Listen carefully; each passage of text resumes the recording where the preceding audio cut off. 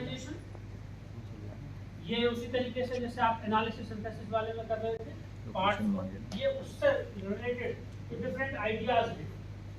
और जो formulates the plan, recognise needs. अगर कोई बात कह रहा है, मान लीजिए उसने कहा कि ठीक है जान लिया मैंने, honesty is the best policy, फिर मैंने उसको रिस्पॉन्ड भी किया, मैंने उसको जस्टिफाई वैल्यू भी देना शुरू किया कि नहीं दूसरे लोग कहें तो उसको दूसरे लोगों को मैं कहने की कोशिश करूं कि नहीं भाई ठीक है, क्या बोलते हैं, नहीं ये ज़रूरी है। लेकिन फिर मैं उससे और एक हायर लेवल है जहां मुझे किन्हीं मौक़ों पर ये मैं पहचानूं कि देखिए यहाँ ऑनेस्टी होती तो ज़्यादा बेहतर था। I am recognising the needs in situation जहां मुझे लगा कि अरे ये सड़क खराब हो गई है, करप्शन नहीं होता तो ये बेहतर होता, या कोई घटना हुई उसमें मैंने कहा कि अगर ये यहाँ पर ऑनेस्टी होती, लोगों ने ऑनेस्टली काम किया होता तो ये घटना नहीं होती। मैं सिर्फ लोगों को ओरली जस्टिफाई नहीं कर रहा हूँ, I can connect those things कि देखिए यहाँ इसका लैक था और इसकी जरूरत थी, ये होता तो अच्छा हो गया। हाँ, आई एम मतलब वैल्यूज तो मुझ में आएगी मैं, लेकिन मैं दूसरी चीज़ों में भी उसको कनेक्ट कर पा रहा हूँ, मैं उसकी नीड को रिकॉग्नाइज कर पा रहा हूँ, उसकी नीड को आइडेंटिफाई कर पा रहा हूँ कि yes there is a need of this thing in this society और इन दिस सिचुएशन। अब ये और हायर की बात है कि यहाँ जरूरत है होने की, तो मैं धीरे धीरे धीरे धीरे मेरा एक इम्पॉर्टेंट एस्पेक्ट उसमें डेवलप होगा। मैं सिर्फ मान ही नहीं रहा हूँ, मैं सिर्फ दूसरे लोगों को एम्फेसाइज ही नहीं कर रहा हूँ, मैं उसकी ज़रूरत भी महसूस करने लगा हूँ। और जब ज़रूरत महसूस करने लगते हैं आप, उसको जस्टिफाई करने लगते हैं, तो फिर आप एक और हाई लेवल पर पहुँचते हैं जो सबसे इम्पोर्टेंट है, इसमें कैरेक्टराइजेशन जो हाईएस्ट लेवल है। Then it becomes your character. You become honest.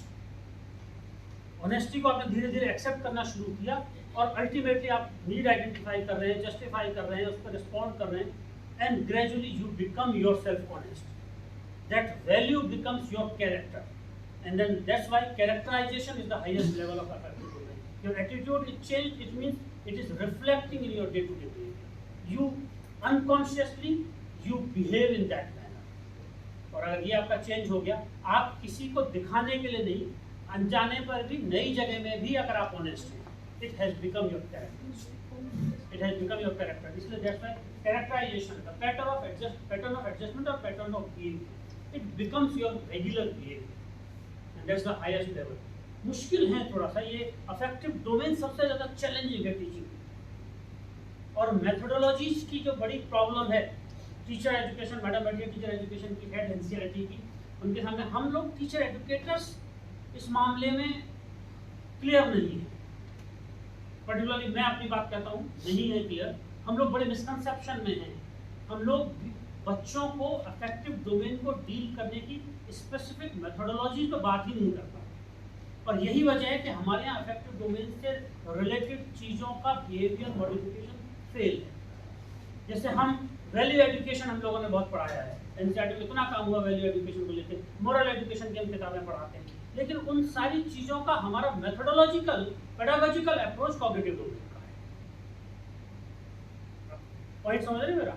Domain है अलग, उसको डील करना है अलग तरीके से. कैरेक्टराइजेशन, बच्चे की फीलिंग्स, एटीट्यूड को चेंज करना है अलग तरीके से, लेकिन हम पढ़ा रहे हैं उसको कॉग्निटिव डोमेन वाले तरीके से. नॉलेज, अंडरस्टैंडिंग, एप्लीकेशन, वही एग्जाम्पल, वही मेथोडोलॉजी है ही नहीं हमारे पास. ये क्लियर कट होता होगा, कुछ लोग जानते होंगे, पता नहीं, कहीं मैंने तो नहीं पढ़ा है, मैडम और बेहतर बताएंगे, आप लोग सीनियर हैं, लेकिन फिर भी हमारे पास अलग से अफेक्टिव डोमेन को डील करने वाली पेडागोजिकल अप्रोचेज कोई फिक्स ऑब्जेक्टिव फॉर्म में नहीं. टीचर, इसलिए बहुत सारी ऐसी चीजें हैं जिनको हम कह के जस्टिफाई, मतलब ऑब्जेक्टिवली प्रूव नहीं कर पाते. आप देखते हैं ना कि किसी टीचर से आपको बात करने में बहुत अच्छा लगता है, आपको मन करता है उस टीचर को फॉलो करो.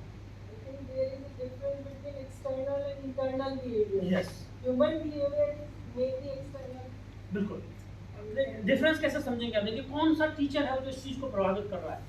हमारे पास ठीक है ऑब्जेक्टिव फॉर्म में मेथोडोलॉजी, लेकिन इसका ये मतलब नहीं कि वो होता नहीं, होता भी है. आप भी देखिए किसी टीचर को देख के आपको लगता होगा उसके जैसा हो जाओ, आप उसके जैसा बोलने की कोशिश करते होगे, उसके जैसा करने की कोशिश करते होगे. स्कूल से शुरू के दिनों से आते हैं, किसी टीचर को देख के नहीं करता होगा. वो जो पहले वाला टीचर, वो आपके अफेक्टिव डोमेन को, उसकी पेडागोजिकल अप्रोच ऐसी है जो इनडायरेक्टली आपके अफेक्टिव डोमेन को तो इसीलिए टीचर की जब हम बात करते हैं ना, तो ये जो आप कुछ दूसरे डिसिप्लिन के लोग जो टीचर एजुकेशन के नहीं हैं, इस बात में कॉमनली बहुत सारे लोग अग्री नहीं करते, लेकिन इस बात से उनको कनेक्ट करना चाहिए कि टीचर के लिए कई बार आर्ग्यूमेंट होता है ना, इससे क्या मतलब है क्या पहन के आया हूँ, मुझे अपना कंटेंट पता है अच्छे से। सिर्फ कंटेंट पता होना अच्छे से टीचर होने के लिए सफिशिएंट नहीं है। आप कॉग्निटिव डोमेन की बात कर सकते हैं, टीचर कंटेंट आपका अच्छा, आप कॉग्निटिव डोमेन डेवलप कर देंगे, दैट्स ऑल, उतना सफिशिएंट है। आपके पास कंटेंट है, कम्युनिकेशन नहीं है तो भी प्रॉब्लम है। कंटेंट कम्युनिकेशन दोनों है तो भी सिर्फ कॉग्निटिव डोमेन के लिए सफिशिएंट है, उतने से भी नहीं चलेगा। इसीलिए टीचिंग टास्क को टफ टास्क माना गया है। हमको लगता है कि कुछ नहीं बनना तो टीचर बन जाए, लेकिन मामला है वो। और टीचर एजुकेशन में तो हम लोग सब और अलग ही ग्रुप है। जो आदमी टीचर बन गया, कुछ नहीं बन पाए पूरे टीचर बन जाओ, और टीचर भी नहीं बन पा रहे, बीएड नहीं करके नौकरी नहीं मिल रही है, तो चलो एमएड कर लिया, फिर टीचर एजुकेटर बन जाते हैं। जो टीचर भी नहीं बन पाए, हम लोग उसके अपने ऊपर सबसे पहले चला। लेकिन ये वाली सिचुएशन कि हम, ये बात इसलिए आई क्योंकि कल मैडम ने कहा कि मेथोडोलॉजी की बात जरूर कर दें कि डोमेन को कैसे टच करें। अफेक्टिव डोमेन के लिए एक सजेस्टिव ऑब्जेक्टिव पेडागोजिकल अप्रोच नहीं है ये, और इसीलिए एनएल गेज एक बड़ा नाम है हमारे यहाँ एजुकेशन में, हम लोग बहुत पढ़ते पढ़ाते हैं गेज को। एनएल गेज का एक बड़ा इंटरेस्टिंग डिबेट पेपर है, कहीं से मिले आप लोगों को, नेट पर मिल जाएगा, सर्च करिएगा, आने के बाद में मैं आपसे लोगों को शेयर कर दूंगा। वेदर टीचिंग इज आर्ट और साइंस, ये डिबेट है, और वो अल्टीमेटली कंक्लूड करते हैं कि वो दोनों का कॉम्बिनेशन है। ये हम मेथोडोलॉजीज की, पेडागोजिकल अप्रोच की बात कर पाते हैं, फिक्स तरीका है, बोर्ड को ऐसे यूज करिए, एक्सप्लेनेशन में इंट्रोडक्शन ऐसे यूज करिए, आप अपना वॉल्यूम को ऐसे मैनिपुलेट करिए। इस तरह की जो हम छोटी छोटी चीज़ें बताते हैं, ये बताती है कि टीचिंग साइंस है, कंडीशंस ऑफ लर्निंग जो है वो सब बताती है कि साइंस है। लेकिन ये जो मैंने कहा कि आप कैसे खड़े होकर कैसे बात करते हैं बच्चों से, वही कंटेंट एक टीचर, दोनों बिल्कुल एक जैसे हैं, देखने में भी एक जैसे हैं, लेकिन कम्युनिकेशन स्टाइल भी एक जैसा है, लेकिन जब एक बच्चों से बात कर रहा होता है उसका इम्पैक्ट अलग चल रहा है, दूसरा बात कर रहा है तो उसका इम्पैक्ट अलग चल रहा है। ये वो चीज़ें जो आर्ट है, आप बिल्कुल दोनों को एक जैसा ट्रेन करिए, लेकिन कम्युनिकेशन डिलीवरी अल्टीमेटली स्टूडेंट जिस लेवल पे टच हो रहे हैं, अफेक्ट हो रहे हैं, वहाँ चीज़ें अलग अलग तरीके से डिलीवर होती है। यही भी चीज़ है। और उस जैसे ही वो आर्ट, द मोमेंट, और इसमें कोई प्रॉब्लम भी नहीं जब मैं कहता हूँ कि अफेक्टिव मेथड डोमेन के लिए हमारे पास कोई ऑब्जेक्टिव पेडागोजिकल अप्रोच बताने के लिए नहीं है, ये कोई प्रॉब्लम भी नहीं है। ऐसा नहीं हमारी कोई शॉर्ट करेगी, ऐसा होता तो अब तक लोगों ने ढूंढ लिया होता। उसका रीजन है, उसका नेचर ही ऐसा है,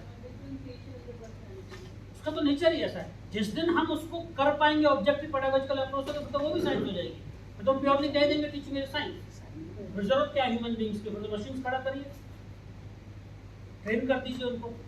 वो जो आर्ट है वो इंडिविजुअलिस्टिक है, और उसको शब्दों से मैं कह के आपको सिखा नहीं सकता, लेकिन हाँ, अगर आप उसको रियलाइज करते हैं, आपने खुद कभी किसी लेवल पर उसको महसूस किया होगा टीचर की पर्सनैलिटी से, और ये इसलिए टीचर से पास होने वाली चीज़ है। आपने किसी ऐसे टीचर के टच में कभी आप आए होंगे जिससे आप इन्फ्लुएंस हुए होंगे, तो आपके अंदर वो चीज़ डेवलप होना शुरू होगी, और फिर आप उसको पास ऑन करना शुरू करते हैं अपने स्टूडेंट्स। ये मिसकंसेप्शन और ये आर्ग्यूमेंट, जैसे बहुत पहले कभी सीबीएसई ने अच्छी बात है कि सिद्ध किया था, मुझे याद है 2007 वक्त ऐसा बड़ी डिबेट चली थी कि साइंस में सीबीएसई के 10th बोर्ड की कॉपी चेक हो रही थी, और एक डिबेट चली कि किसी टीचर ने लैंग्वेज की गलती थी और मार्क्स काट दिए। ठीक है, मैं स्टेट और जगह का नाम नहीं लूँगा, ये बड़ा हंगामा ऑन पेपर ऑन रिकॉर्ड नहीं हुआ, चीज़ें बहुत सारी अलग तरीके से डिबेट चली थी कि उसने लैंग्वेज साइंस में फॉर्मूला बिल्कुल ठीक था, आंसर ठीक था, उसने लैंग्वेज के नाम पर कुछ मार्क्स कर दिया, हंगामा था। और ये डिबेट चली कि साइंस और मैथ्स में लैंग्वेज की जरूरत है क्या कहते हैं इंजीनियरिंग वाले? नहीं है, यही प्रॉब्लम है, यही problem.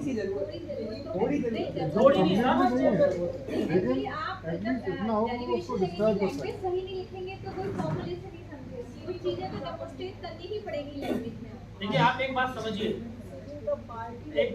Language is the tool. आपकी ढेर नॉलेज हो, लैंग्वेज नहीं है तो बेकार है। If you can not communicate, और इसीलिए एक फिर इन्हीं सब विवेक, हम लोग टीचर एजुकेशन में ऐसा नहीं है कि सब काम नहीं करते, सब लोग लगता है दूर से एक चीज मैं ऐड करना चाहूँगी, ये जो लैंग्वेज की बात कर, 3rd क्लास तक बच्चों का मैथमेटिक्स में जो अचीवमेंट है वो अच्छा रहता है, उनको कोई मैथ्स डिफिकल्ट नहीं लगती। स्टडी ये करेंगे कि 3rd क्लास के बाद ऐसा क्या होता है कि बच्चों का मैथमेटिक्स में जो परफॉर्मेंस है वो डिटेरियोरेट होना शुरू कर जाता है। तो एक बहुत बड़ी स्टडी करी over all many states, published है या नहीं मुझे नहीं पता, पर एनसीईआरटी की स्टडी है ये और हमने पढ़ी है। तो क्या होता है कि तीसरी क्लास तक तो बहुत सिंपल होता है, सवाल जो होते हैं तीसरी क्लास के बाद स्टेटमेंट सब आने शुरू हो जाते हैं। स्टेटमेंट में आप लिखते हो ना कि मेरे पास इतने थे, मैंने इतने लिए, अब इतने हो गए।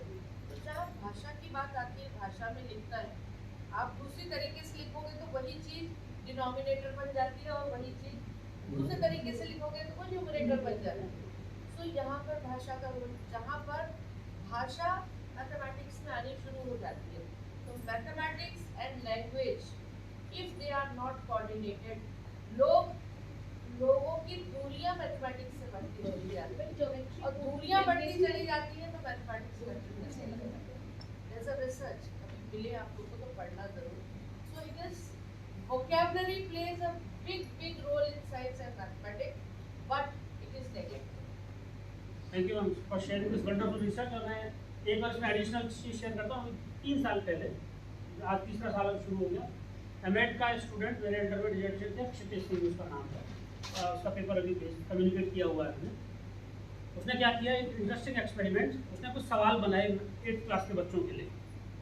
उन्हीं सवाल को, क्वेश्चन को, मैथमेटिक्स का बच्चा है वो, उसने उन्हीं सवालों को डायरेक्ट दे दिया सॉल्व करने के लिए कि भैया ये इक्वेशन मतलब न्यूमेरिकल फॉर्म में, और उन्हीं को लैंग्वेज में पुट किया,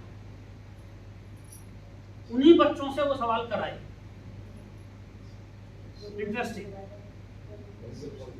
और फिर साथ में उन्हीं बच्चों का उसने लैंग्वेज कॉम्प्रिहेंशन टेस्ट किया। इंटरेस्टिंग रिजल्ट्स हैं। डायरेक्ट में वो कर दे रहे हैं सबके सब, जैसे लैंग्वेज में आ रहा है अटक गया। मैथमेटिक्स आप या कोई भी चीज़ सिखा किस ले रहे हैं, क्योंकि सोसाइटी में यूज़ कर रहे हैं। और इसीलिए एजुकेशन में फिर लोगों ने एक बड़ा अच्छा काम किया, एक पेपर इंट्रोड्यूस किया टीचर एजुकेशन बीएड में, लैंग्वेज अक्रॉस करिकुलम, तो इसीलिए किया गया। अभी मेरे बेटे ने 9th का टर्म 1 दिया, मैथ्स में उससे खुद ही पढ़ाती हूँ। मैथ्स में जो मैंने उससे पढ़ा है लैंग्वेज में, लाइन एंड ज्योमेट्री, उनका जो पेपर आया पूरा लैंग्वेज पैटर्न पे उन्होंने पेपर दिया। अच्छी बात, पूरा लैंग्वेज पैटर्न। इसीलिए बीएड में इंट्रोड्यूस किया लैंग्वेज अक्रॉस करिकुलम। लैंग्वेज आपने कभी गौर किया, डिपार्टमेंट ऑफ लैंग्वेजेस में जो पढ़ाई होती है, लैंग्वेज अलग मामला है, लिटरेचर अलग मामला है।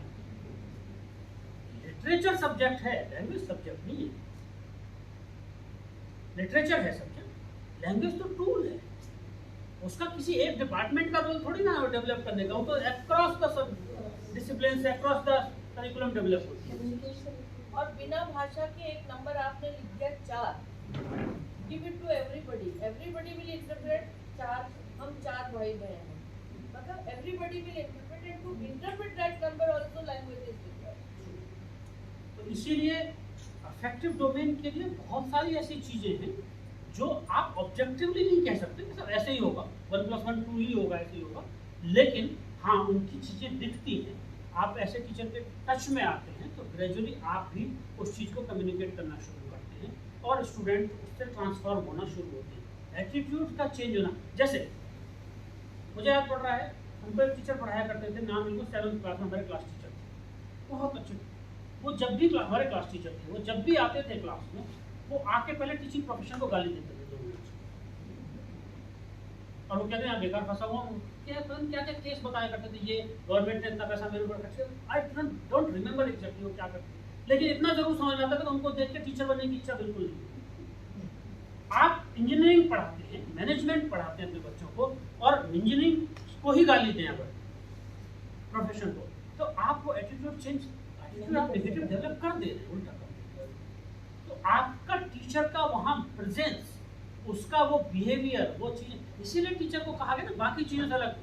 कहता है कि मैं कुछ भी पहन के आ जाऊँ, स्कूल में खासकर बच्चों की बड़ी, जब हम बीएड वालों को पढ़ा रहे होते हैं, बड़े अड़ते हैं कि सब क्या दिक्कत है पेन, हम मना करते हैं पेन ऐसा मत लगाओ जो ऐसे